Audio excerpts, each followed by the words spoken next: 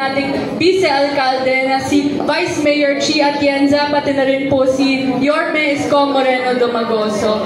Alam niyo po, first time ko pong humarap po sa Kabaka Youth. Lalo na po sa Kabaka, actually first time ko lang po makasalamuha po ang Kabaka. So asahan niyo po na hindi po ito ang huli nating pagkikita dahil sa laban niyo po, sa laban po natin, kasama niyo po ako, kasama niyo po ang SK Federation Manila. Yun po. Hindi ko na po pahahabain dahil baka gusto niya po mag-recess. So, ayun po, maraming salamat po. Kasi nagawa tayo ng Manila God First.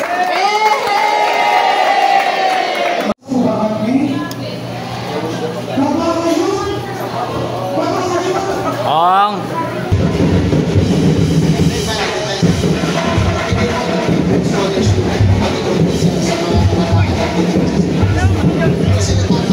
Galing ko, no?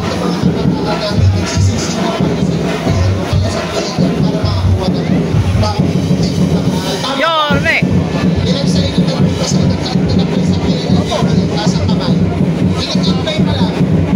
Yorme, tuloy! Hi, Vice G! Hi, Vice G!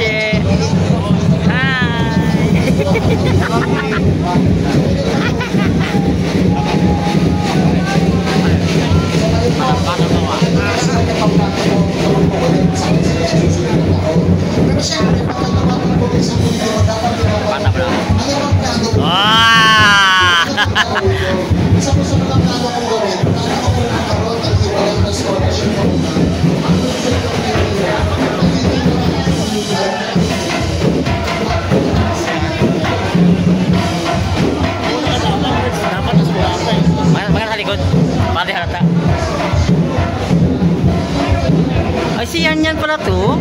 Si Yan Yan pala?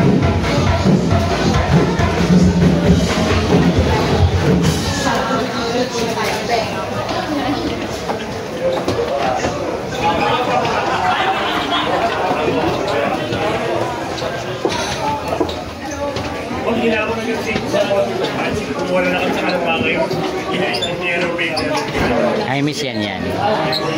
It's a pretty afternoon.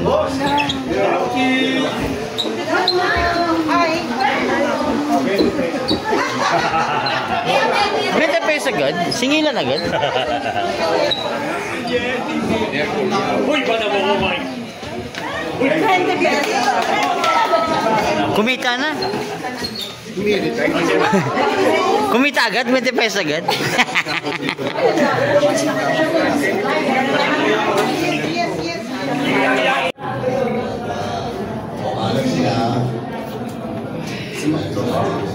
Hindi mo naman sila surprise. Diyan, sige sa pagkaran mo.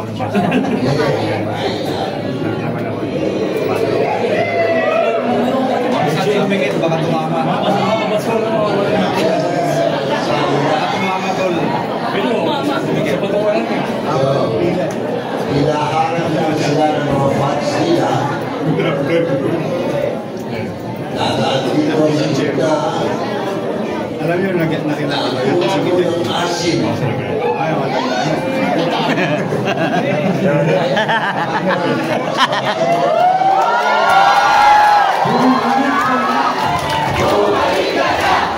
Bumalik ka na!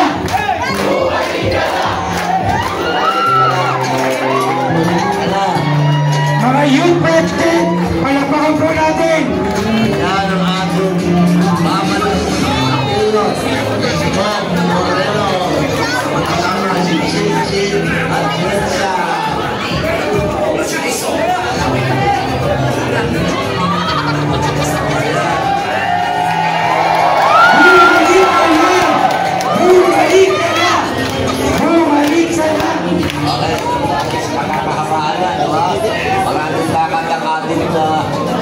Vice Mayor.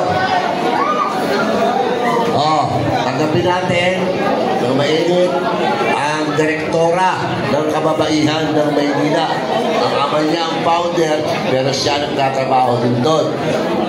ito sa maikling panahon, napahanga ko sa babaeng ito.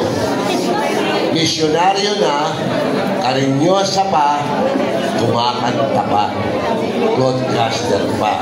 So, I'm proud to present to you ang magiging Vice Mayor na taga 5 distrito. Lubos-lubos natin 101% bigay natin sa kanya. Vice Mayor, si Atienza.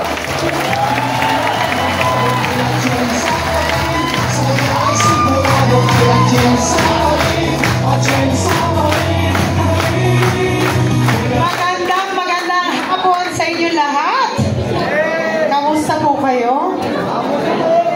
Pero alam niyo, gusto ko lang sabihin sa inyo na nung nakilala ko si Congressman Amado Bagaching, natuwa po ang aking puso dahil nakahanap ako ng isa pang ama dito sa 5 distrito.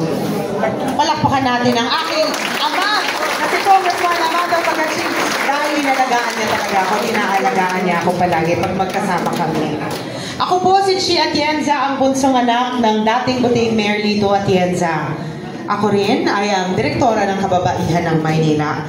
Pero alam nyo, matabang-mataba po ang aking puso dahil ngayon nagsama na ang dalawa sa pinakamalalaking grupo dito sa 5 distrito.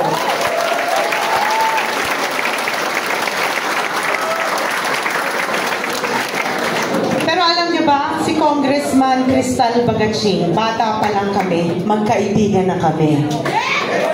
Totoo yan, nasa na si Congresswoman, yun. At sinabi ko sa kanya, hindi tayo kasama sa politika dahil tayo magkaibigan, magkasama. Totoo po yun, bata pa lang kami. At nakakatuwa dahil ngayon, naisa katuparan nga ang aming panaginip na magkasama ang Atienza at Bagaching.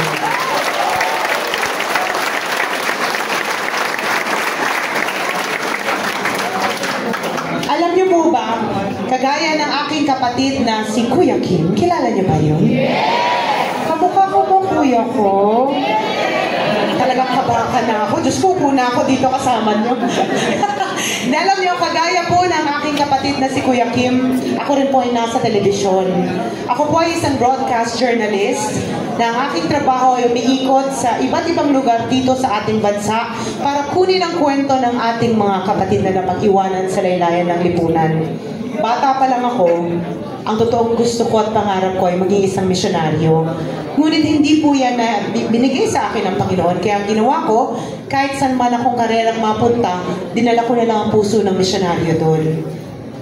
Bilang isang broadcast journalist, meron akong na-realize dahil 6 na taon, ang dami ko pong naging kaibigan na umiiyak dahil kailangan nilang marinig.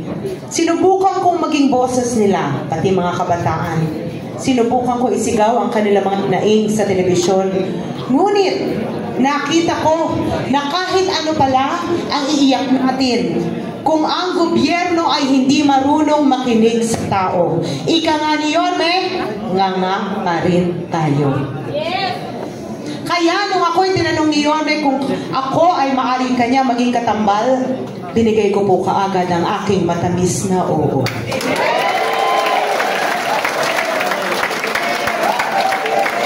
Dahil alam ko na ang pagsuporta kay Yorme Isko Moreno Domagoso ay sumusuporta sa bawat Manilenyo na nandito ngayon. Alam ko ang puso ni Yorme at yan ay mabigyan ng pansin ang inyong mga pangangailangan. Kabaka youth kayo, pero tinitingnan ko, matured kabaka youth na tayo. Marami sa inyo, kagaya ko, pamilyado na din. Opo, may pamilya na po ako. Mukha lang akong kagaya niya. Pero ako po, ay 20 taon ang kasal, may 3 anak. Nasya kayo, no? Diyos ko. Pero okay lang, para magkakaedad lang tayo. Pero para sa akin, kailangan ipaglaban ang mga pangangailangan ng kabataan. Alam nyo, yung iba sa inyo dito pamilyado na. Taas ang kamay ng may pamilya na. Taas ang kamay ng mga single. Bakit parang hindi pantay yung nagtaas ng kamay na pamilyado at single? Ano yung iba? Iwa.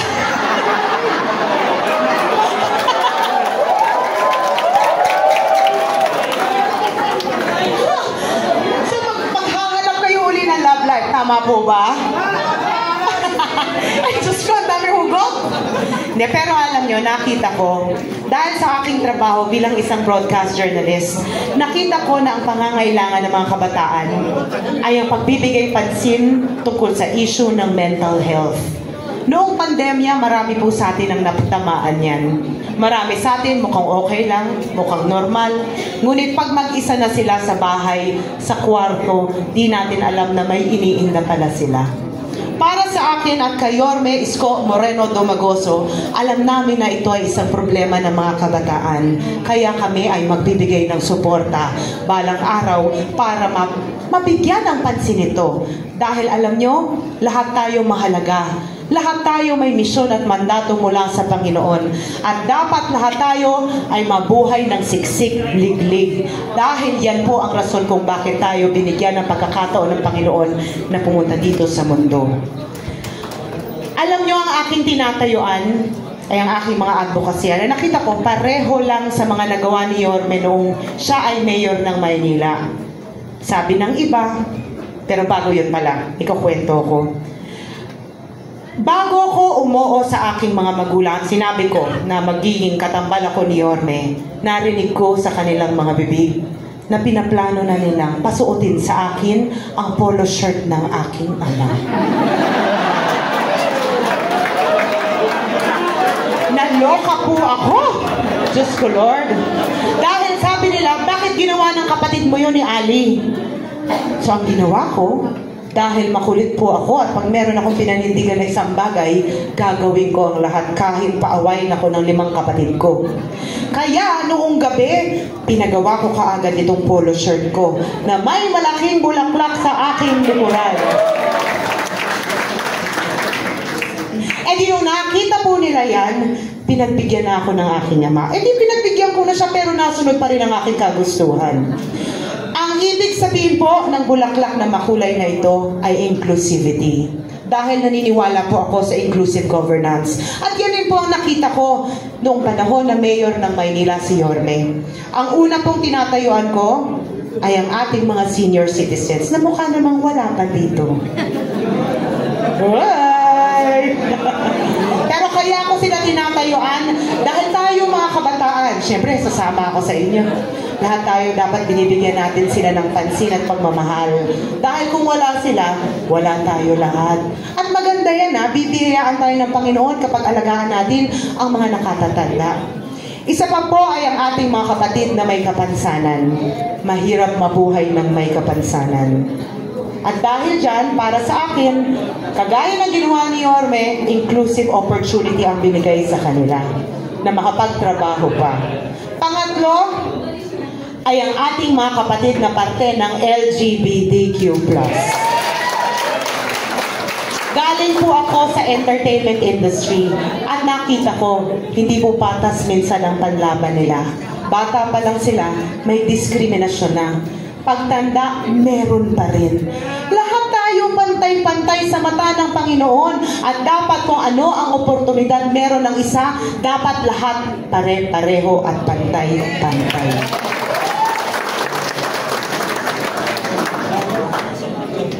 Isa pa po na aking tinatayuan ay ang ating mga kapatid na Muslim. May Muslim ba dito? Wala. Assalamualaikum. Dahil ako ay tubong San Andres Bukid, doon po ako lumaki, doon ako tumanda. At para sa akin, mga kapatid ko kayo. At para sa akin, dapat maramdaman ninyo na parte kayo ng aming buhay at pamilya. Alam nyo, nung umuo po ako kayo, may para kanyang maging katambal, may isa po siyang pinangako sa akin na alam ko matutuwa rin kayo. Dahil bilang isang broadcast journalist sa aking paglilibot, nakita ko na ang dignidad ng bawat tao tataas lamang kung marunong tayong tumayo sa ating mga paa. At hiningi ko po sa kanya ang programang livelihood para sa lahat ng Manilenyo. Dahil alam ko, kailangan matuto tayo na kumita para mapalago ang ating pamilya, matustusan ang pangangailangan ng ating mga anak, mga kapatid, at kung sino-sino pa sa ating paligid. Kaya Maasahan niyo po na kay Chi Atienza, kay Yorme Isko Moreno at Chi Atienza, masusuportahan po namin ang Livelihood for All sa mga nagnanais na kumita ng pera balang araw.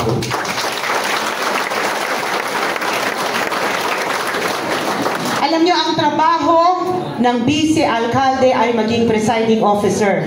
Pangalagaan ang City Council. Gumawa ng mga batas at ordinansa na susuporta sa mga nasasakupan. Kayo po yun. At gusto ko, alam niyo, na balang araw, kung ako ay inyong magiging Vice Alcalde, kakaunti lamang ang recess ninyo. Dahil magtatrabaho tayo. Magpahinga na po kayo ngayon dahil wala na pong isang minutong pagpapahinga. Dahil lahat tayo magsasama-sama para ipaglaban kung anuman ang mga dapat na ipaglaban natin ngayon na makakatulong sa inyong lahat. Alam nyo, hindi po ako umaalis nang nag-iiwan ng isang ala-ala. Pwede ko ba kayong... Ano nangyayari? Baby, may baby ka? Ay, Diyos ko! Tingnan mo! Nagka-baby bigla, oh! Bigyan mo rin daw ng baon, Yorme. Kawawa naman. Kargahin mo nga. Kargahin mo. Ang bilis mag-mature. Mula sa 1-year-old, naging 30 years old. Hindi, pero alam nyo, tingnan nyo ako. Tingnan nyo ako. Hindi po ako politiko. Totoo po yan. Sa lahat ng nakakakilala sa akin, alam nilang lahat si Chi Atienza ay hindi isang politiko. Ako po ay isang totoong tao na marunong makinig. Pag pinagsama nyo si Yorme at si Chi Atienza balang araw, may puso na kayong makikinig sa inyo. Meron pa kayong dalawang kamay na mabilis kikilos sa mga pangangailangan nyo.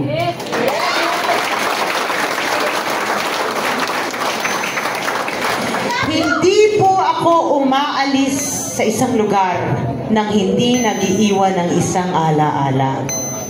Ayoko kasi na maang-alala nyo lang yung mukha ko eh. Alam niyo bakit? Ay, mo ako tingnan. Uy, gusto. Andito ako. Kasi ang mukha nagbabago. Kaya ang gusto kong iiwan sa inyo ngayon ay ang aking puso. Pwede ba yun ang iuwi nyo? Hey! Dahil dyan, pwede ko ba kayong kantahan? Sasamahan niyo ako? Dahil ito ang gusto kong ipabaon sa inyo. Ito po ay isang pangako mula kay Yorme Isko Moreno, kay Chi Atienza, mula rin po sa aking ama dito sa 5 Distrito, si Congressman Amado Bagaching, at ang aking mga kasama sa konseho. Pag pinagsama-sama niyo lahat kami, itong pangakong to ay hindi mo mapapagod.